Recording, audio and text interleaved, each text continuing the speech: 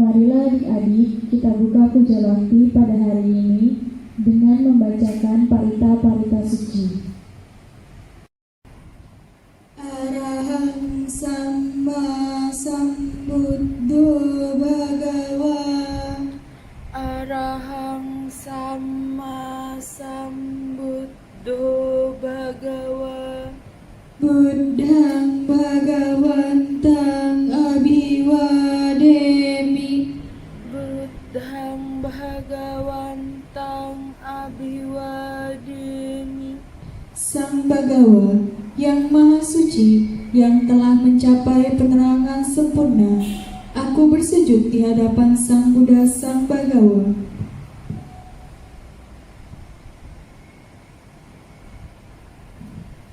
Swakato Bhagavata Dhammo. Swakato Bhagavata Dhammo. Dhammang namassami. Dhammang namassami. Dhamma telah sempurna dibabarkan oleh Sang Bhagawa. Aku bersujud di hadapan Dhamma.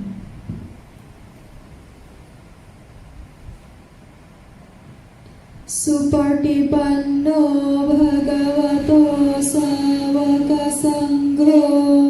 Supartipanno Bhagavato Sawaka Sangho. Sanghang namami. Sanghang namami. Sangga siswa Sang Bhagawa telah bertindak sempurna. Aku bersujud di hadapan Sangga.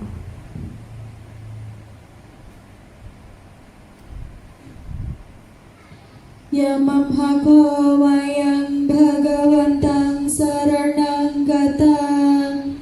Yono Bhagawa satang. Yassa jamayang Bhagavato dhammang rojema. Imehi sakkare hitang Bhagawantang. Sasat dhammang sasawaka sanggang abhipujaya. Kami berlindung kepada Sang Bhagawa, Sang Bhagawa Guru Agung kami. Dalam Dhamma Sang Bhagawa, kami berbahagia. Dengan persembahan ini, kami memuja Sang Bhagawa beserta Dhamma dan Sangha.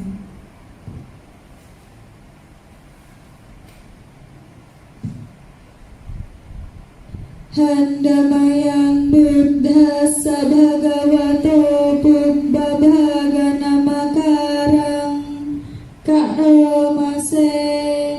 Marilah kita melakukan penghormatan awal kepada Sang Buddha Sang Bhagawa. Namo tassa bhagavato arahato samma sambuddhassa. Namo tassa bhagavato arahato samma sambuddhassa. Namo tassa bhagavato arahato samma sambuddhassa. Terpujilah Sang Bhagawa yang Maha Suci, yang telah mencapai penerangan sempurna. Terpujilah Sang Bagawa yang Maha Suci yang telah mencapai penerangan sempurna. Terpujilah Sang Bagawa yang Maha Suci yang telah mencapai penerangan sempurna. Handamayang Saranagama Pardhang Bernamase.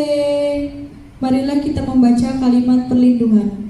Buddhang saranang gacchami, Dhammang saranang gacchami, Sanghang saranang gacchami, Dutiyampi Buddhang saranang gacchami, Dutiyampi Dhammang saranang gacchami, Dutiyampi Sanghang saranang gacchami, Tatiyampi Buddhang saranang gacchami, Tatiyampi Dhammang saranang gacchami, Tatiyampi Sanghang saranang gacchami. Aku berlindung kepada Buddha, aku berlindung kepada Dhamma, aku berlindung kepada Sangha. Kedua kalinya, aku berlindung kepada Buddha. Kedua kalinya, aku berlindung kepada Dhamma. Kedua kalinya, aku berlindung kepada Sangha. Ketiga kalinya, aku berlindung kepada Buddha. Ketiga kalinya, aku berlindung kepada Dhamma. Ketiga kalinya, aku berlindung kepada Sangha. Handamayang Pancasikha pada Pardhang Bernamase.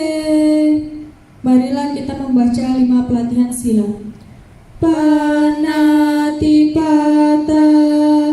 Weramani Sikkhapadang Samadhiyami. Adinnadana Weramani Sikkhapadang Samadhiyami.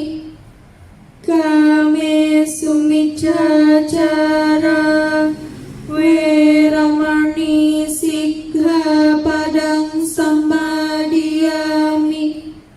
Musawada Weramani Sikkhapadang Samadhiyami. Surameraya Majjapamadarthana Weramani Sikkhapadang Samadhiyami. Aku bertekad melatih diri menghindari pembunuhan makhluk hidup. Aku bertekad melatih diri menghindari pengambilan barang yang tidak diberikan. Aku bertekad melatih diri menghindari perbuatan asusila. Aku bertekad melatih diri menghindari ucapan bohong. Aku bertekad melatih diri menghindari minuman memabukkan, hasil penyeringan atau peradian yang dapat menyebabkan lemahnya kesadaran.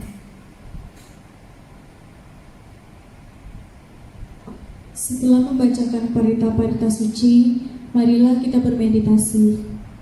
Ambil sikap duduk yang nyaman, rileks, pejamkan mata, meditasi dimulai.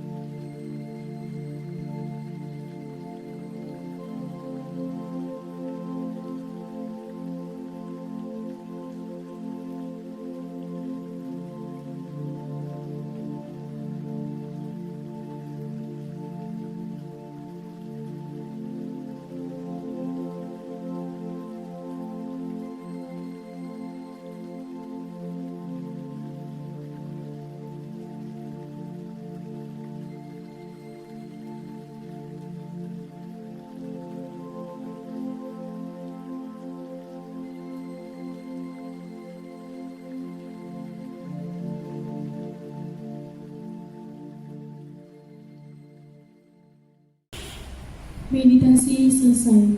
Sabe sata bawantu sukitata. Semoga semua makhluk hidup berbahagia. Sadu, sadu, sadu. Halo adik-adik semua, terimalah salam penuh meta dari Koko Sotihotu Namo Buddhaya. Kita ketemu lagi hari Minggu ini dengan Koko Vincent, Koko Acel di Sekolah Minggu Wihara Indraloka. Dan hari Minggu ini yang cerah mungkin, gak tahu Koko. Tapi ya semoga kita semua tetap selalu dalam kondisi yang sehat, selalu berbahagia walaupun satu minggu PJJ atau sekolah online yang mungkin agak melelahkan, tugasnya agak banyak, tapi semoga kalian tetap semangat dan selalu tersenyum untuk menjalani hari-harinya. Nah, minggu ini kita akan ada pembawaan materi. Materi. Udah ini mas skip lah nonton videonya. Oh tenang. Ini materinya mungkin kalian belum pernah dengar. Dan juga yang akan bawain adalah Koko Acel. Jadi Koko akan usahakan biar gak membosankan dan supaya seru. Pokoknya kalian ikutin aja deh. Koko mau bawain materi apa hari ini, nonton aja nanti, oke? Tapi sebelum itu, kita akan berwihara kita terlebih dahulu yang akan dibawakan oleh Ci Cynthia supaya lebih ceria dan lebih semangat untuk menjalani Sekolah Minggu Wihara Indraloka hari Minggu ini. Tanpa lama-lama lagi, kita langsung aja ke Ci Cynthia.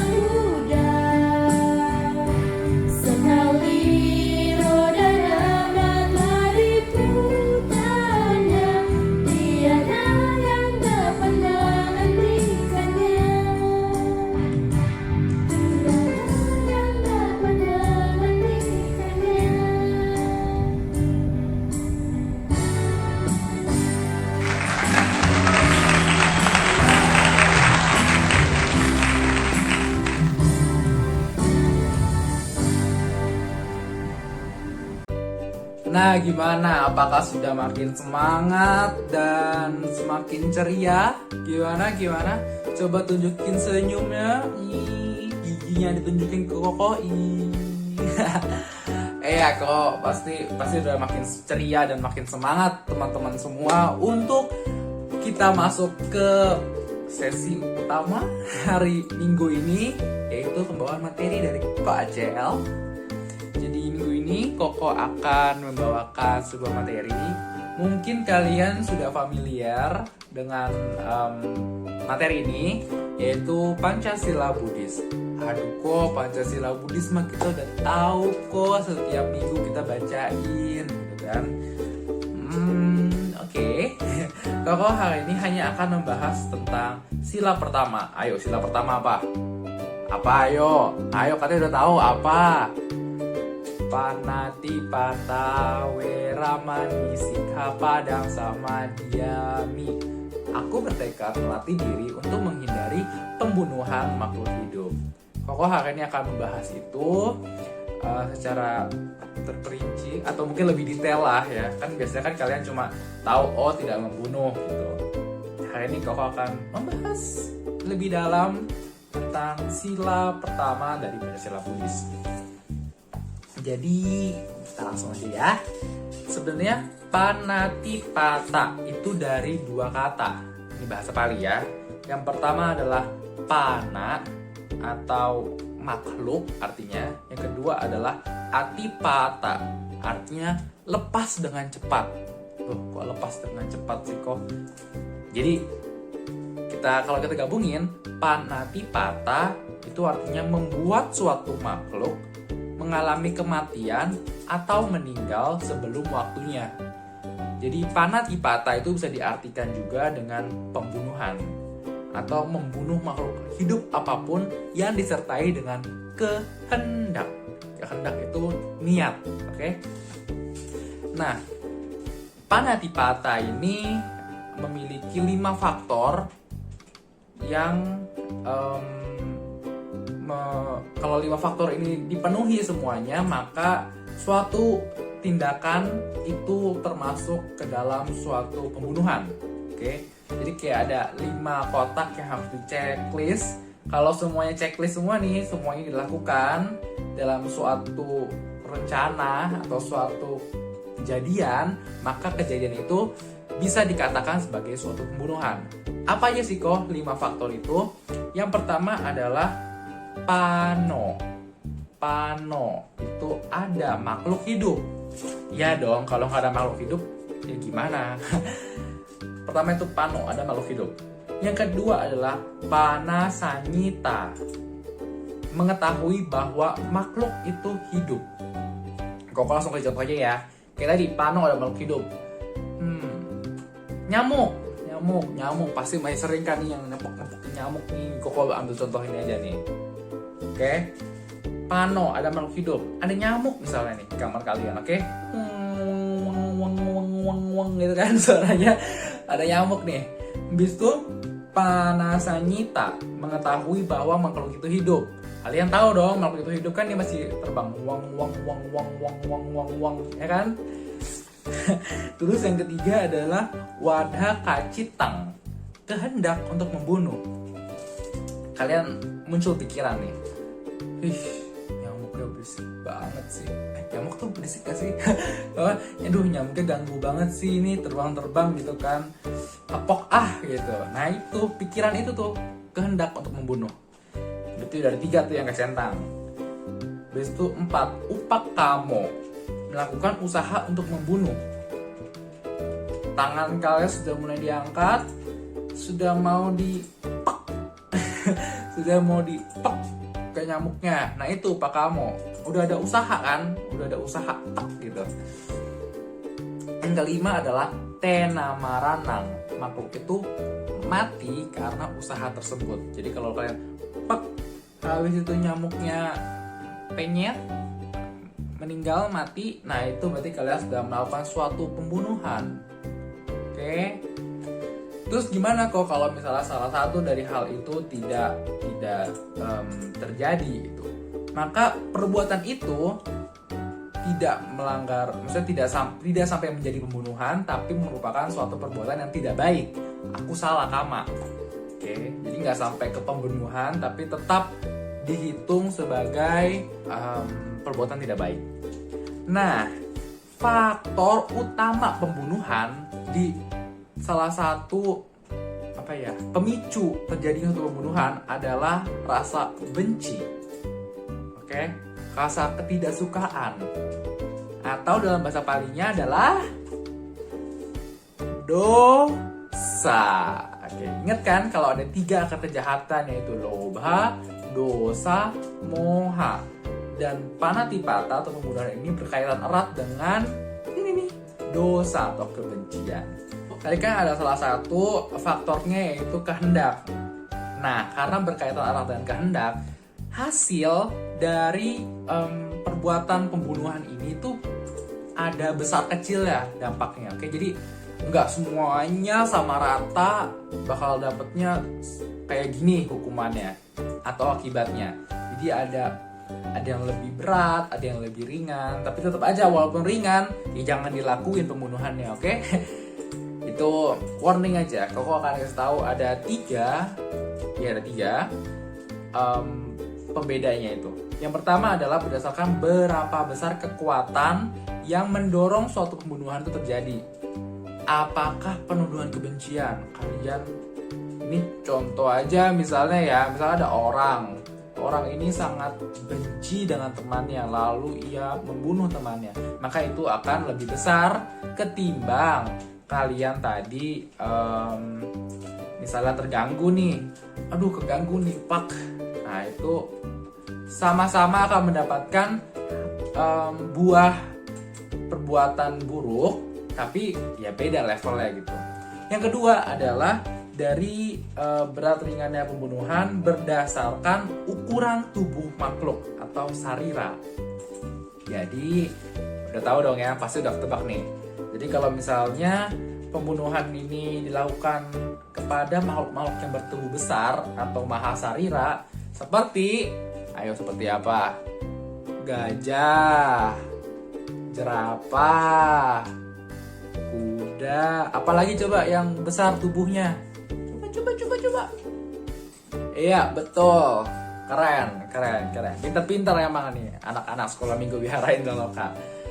Nah, maka perbuatan itu akan menghasilkan dampak lebih besar daripada pembunuhan terhadap makhluk bertubuh kecil atau kudaka panah, seperti nyamuk, semut, kecoa, apalagi ayo bantu Koko, cicak. Nah, gitu kayak yang tubuhnya kecil itu lebih ringan dampaknya, tapi tetap aja nggak boleh dibunuh. Oke, tetap akan kena akibatnya. Lalu yang ketiga adalah berdasarkan kebajikan dari makhluk tersebut. Jadi apabila suatu pembunuhan dilakukan terhadap makhluk-makhluk yang memiliki kebajikan yang tinggi seperti biku, samanera, maupun upasaka-upasika atau umat Buddha yang memiliki sila, samadhi, dan panya yang tinggi. Sila moralitas yang tinggi, samadhi konsentrasi yang tinggi, dan panya kebijaksanaan yang tinggi, maka dampak dari pembunuhan itu akan lebih besar daripada membunuh makhluk-makhluk yang memiliki kebajikan yang kecil, seperti penjahat, pencuri misalnya, atau ya orang jahat lah, ataupun orang-orang yang memiliki moralitas, konsentrasi, dan kebijaksanaan yang rendah. Tapi tetap aja, walaupun ketemu penjahat, jangan langsung main hakim sendiri, oke? Kita tetap harus mengembangkan meta pada mereka, karena nggak mau kan kalian membunuh orang. Jangan sampai ya. Ini Koko bawa materi ini untuk memberitahu kalian bahwa ya itu adalah suatu perbuatan yang tidak baik dan tidak boleh untuk dilakukan. Oke. Nah, ada 6 macam usaha pembunuhan. Oke, jadi ada 6 macam nih cara membunuh. Bukan cara membunuh, maksudnya maksudnya upaya pembunuhan gitu, oke? Ada 6. Yang pertama adalah pembunuhan yang dilakukan dengan tangan sendiri atau bahasa palingnya sahatika. Yang kedua adalah dengan memerintahkan atau menyuruh orang lain, anatika. Jadi kalian nyuruh orang buat ngebunuh orang lain atau nyuruh orang buat ngebunuh nyamuk, ngebunuh semut, tikus, segala macam, itu kalian termasuk suatu pembunuhan. Atau misalnya nih ya, kau pernah dengar katanya tuh kalau pecel lele gitu ya, ada yang masih lelenya masih hidup, terus kalian bisa pilih kayak mau yang itu dong digoreng, itu termasuk pembunuhan, oke? Jadi usahakan kalau mau makan itu yang memang sudah disediakan lah, jangan masih hidup terus kalian tunjuk makhluknya buat dimasak, ya itu dihindari karena itu termasuk ke pembunuhan makhluk hidup, oke? Nggak mau kan? Lalu yang berikutnya adalah dengan menggunakan senjata, paham ya? Atau namanya nisagia. Yang keempat adalah membuat perangkap yang bersifat permanen atau tawara. Jadi pakai perangkap, dibikin apalah trap-trap gitu ya. Ya pokoknya gitu. Itu juga termasuk salah satu upaya pembunuhan. Yang berikutnya adalah menggunakan ilmu perdukunan atau jampi-jampi. Atau nama bahasa palingnya Wijamaya. Jadi kalau misalnya pergi ke orang pinter nih ya, terus habis itu orangnya meninggal, itu termasuk ke pembunuhan, oke? Dan yang terakhir adalah menggunakan kemampuan batin ataupun ilmu gaib, idhimaya. Jadi kalau misalnya di zaman Sang Buddha dulu atau mungkin sekarang ada, kan kayak Pak Enar dong, ada orang yang bisa terbang, bisa ngangkat batu, kayak apa, telekinesis gitu ya, bisa ngangkat batu, terus dilempar, terus yang kena lemparannya meninggal. Nah itu termasuk pembunuhan, oke? Jadi itu ada 6 cara, bukan cara sih, kalau cara kayak kok mengajarkan 6 macam usaha pembunuhan, oke? Nah, terus apa sih kok akibat dari melakukan pembunuhan itu? Akibat dari melakukan pembunuhan itu adalah seseorang akan terlahir di salah satu dari 4 alam menyedihkan. Ayo, apa aja 4 alam menyedihkan? Binatang, Tiracana, Asura, Niraya, Peta. Ya itu nggak urut sih. Ya pokoknya gitu ya, 4 ya. Mungkin mereka bisa terlahir di salah satu dari 4 alam menyedihkan. Dan bahkan setelah mereka nanti lahir kembali ke alam manusia, karena kan ya pasti akan ada saatnya mereka akan terlahir kembali di alam manusia, mereka akan mengalami 9 akibat ini. Jadi bayangkan ya, kalian udah lahir di alam menyedihkan, begitu twing jadi manusia lagi, malah dapat 9 akibat berikut yang kau bakal bacain. Yang pertama adalah memiliki cacat fisik dan tubuh yang tidak indah. Mau nggak kayak gitu? Nggak kan? Lanjut. Buruk muka, mau nggak? Jelek mukanya. Nah, mau kan? Lanjut. Pucat dan lemah. Ya aduh, pucat, lemah, begitu aja. Mau nggak? Nggak mau kan? Lanjut. Kurang pintar dan tidak aktif. Kalian mau nggak jadi kurang pintar? Nggak mau kan? Lanjut. Menjadi mudah takut ketika berhadapan dengan bahaya. Jadi ada bahaya gitu langsung takut nih. Mau nggak? Nggak mau kan? Bosen ya kok begitu ya. Lanjut. Terbunuh oleh makhluk lain atau menghadapi kematian dalam usia muda, atau dalam kata lain umurnya pendek. Nggak mau kan? Menderita berbagai penyakit, sakit-sakitan. Nggak mau juga kan? Memiliki sedikit teman. Oh, nggak mau kan? Dan terpisah dari orang yang dicintai. Itu adalah 9 akibat yang didapatkan oleh seseorang yang melakukan pembunuhan makhluk hidup. Ada satu kisah pendek tentang pembunuhan. Jadi waktu itu dulu kala ada seorang ibu rumah tangga yang akan kehadiran tamu istimewa. Jadi karena tamu ini istimewa, ia ingin memasak daging. Oke. Akhirnya dia pergi ke pasar dong, dia pergi ke pasar buat cari daging. Jadi kalau misalnya di sini kan membeli daging, masak daging, makan daging ini tidak termasuk suatu pembunuhan karena kan memang sudah tersedia di situ dan ya kita beli itu. Jadi nggak ada unsur pembunuhannya.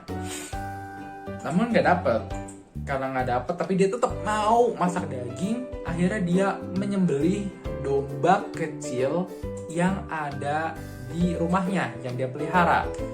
Dan akhirnya dia masak dan dihidangkanlah kepada tamu istimewa dan suaminya itu.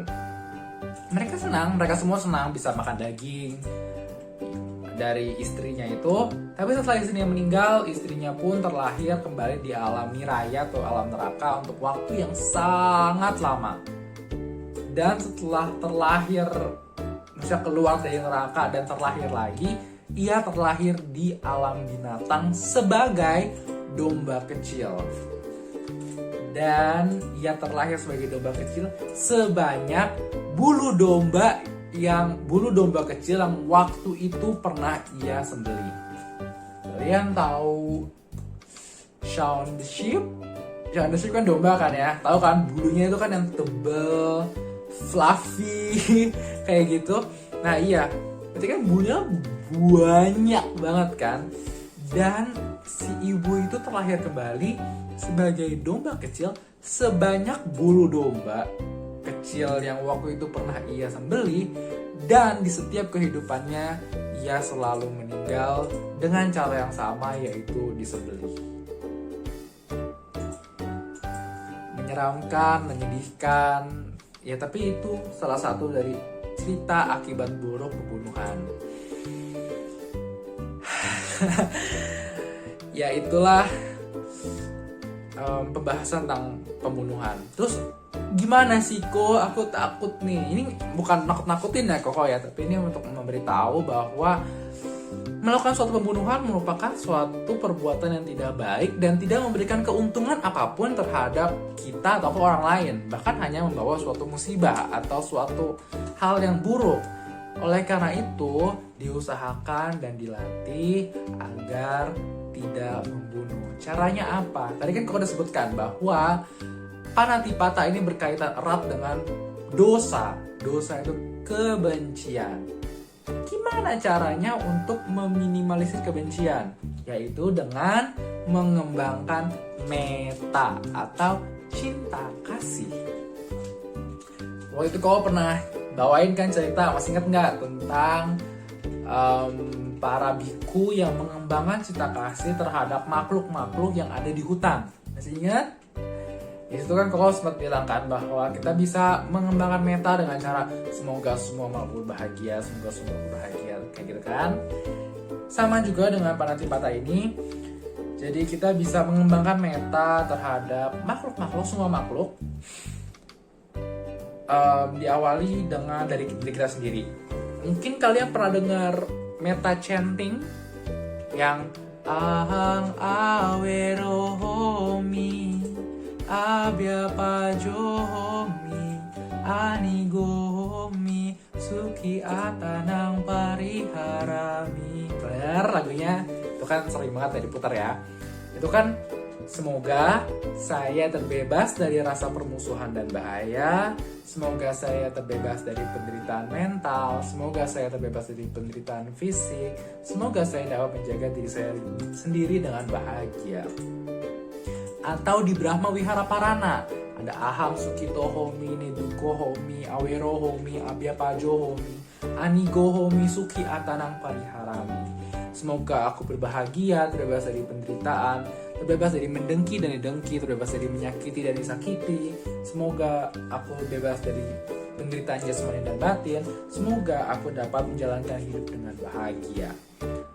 Kok itu panjang banget kok. Mungkin kalian udah pusing dengar, aduh kok Acel ngomong apa sih panjang banget gitu. Oke. Kalian bisa menggunakan pengharapan cinta kasih yang lain, yang simple. Kayak gini, semoga aku berbahagia, semoga aku berbahagia, semoga aku berbahagia, semoga aku berbahagia. Oke? Kenapa diawali dari kita sendiri dulu? Ya kalau kita nggak tahu gimana kasih bahagia, gimana caranya kita bisa mengembangkannya kepada semua makhluk, betul kan? Kita udah tahu nih.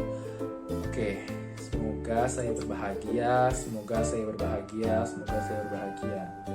Lalu kalian mengharapkan makhluk lain.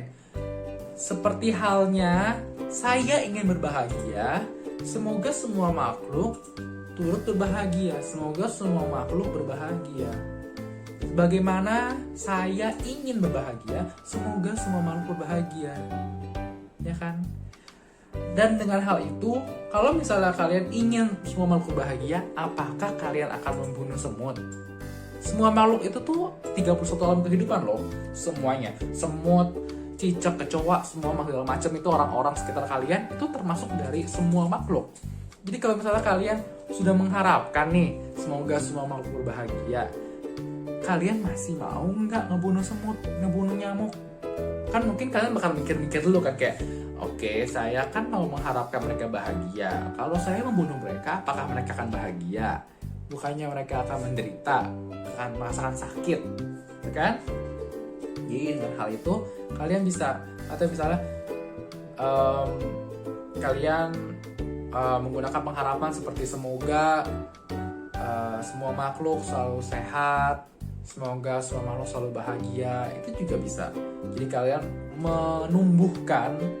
menumbuhkan perasaan cinta kasih di dalam diri kalian sendiri, sehingga dosa atau kebencian itu bisa mengecil, bisa berkurang.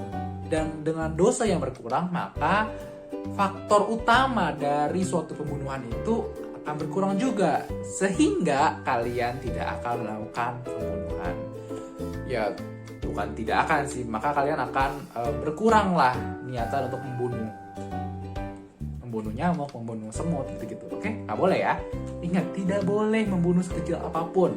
Walaupun tadi Koko bilang ada yang ringan, ada yang berat, tetap aja nggak boleh. Oke? Nggak boleh. Oke? Nah, ini tuh kalian bisa, apalagi kan kita setiap kali habis baca parita, setiap kita habis kebaktian, kita akan bilang sabe sata bhawantu sukita, atas semoga semua makhluk berbahagia.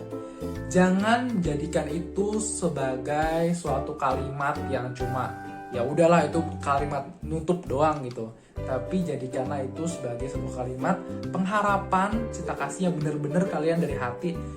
Semoga semua makhluk hidup bahagia. Kalian benar-benar mengharapkan semua makhluk bahagia.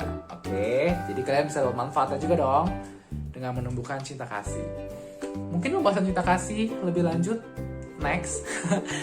Mungkin Koko sisi yang lain akan bawain. Dan itu aja dari Koko, pembahasan tentang panatipata, akibatnya, faktor-faktornya, dan satu hal yang bisa mengurangi atau melawan niatan untuk melakukan pembunuhan, yaitu meta. Tugas dari Koko adalah kalian bisa rekam suara aja boleh, video boleh, terserah kalian. Koko mau kalian merekam, kalian membacakan arti dari bait kedua Brahma Wihara Parana, yang semoga semua makhluk berbahagia, bebas dari derita, bebas dari mendengki dan didengki, bebas dari menyakiti dan disakiti, bebas dari derita jasmani dan batin, semoga mereka dapat menjalankan hidup dengan bahagia. Itu ada di buku Parita Biru yang biasanya kita bacakan juga ya kalau misalnya sekolah minggu offline. Dan itu Koko mau kalian bacain bahasa Indonesianya aja, yang bagian semoga semua makhluk, terus pokoknya bagian meta aja ya. Itu kalian rekam dan kalian kirim ke Koko Cici, pengurus sekolah minggu Wihara Indaloka. Jadi hitung-hitung kalian juga menumbuhkan cinta kasih setelah kalian nonton video ini. Oke? Dan itulah akhir dari materi dan tugas minggu ini. Oke? Berikutnya kita akan lanjut ya, Koko jadi MC lagi. Berikutnya kita akan mendengarkan pembacaan Dhammapada. Jadi teman-teman dipersiapkan untuk mendengarkan pembacaan syair Dhammapada yang juga akan menjadi salah satu tugas kalian hari Minggu ini. Oke? Siapkan ya. Nathi raga samo agi, nathi dosa samo kali, nathi khandha sama dukkha, nathi santi parang sukhang. Tiada api yang menyamai nafsu, tiada kejahatan yang menyamai kebencian, tiada penderitaan yang menyamai kelompok kehidupan, dan tiada kebahagiaan yang lebih tinggi dari kedamaian abadi.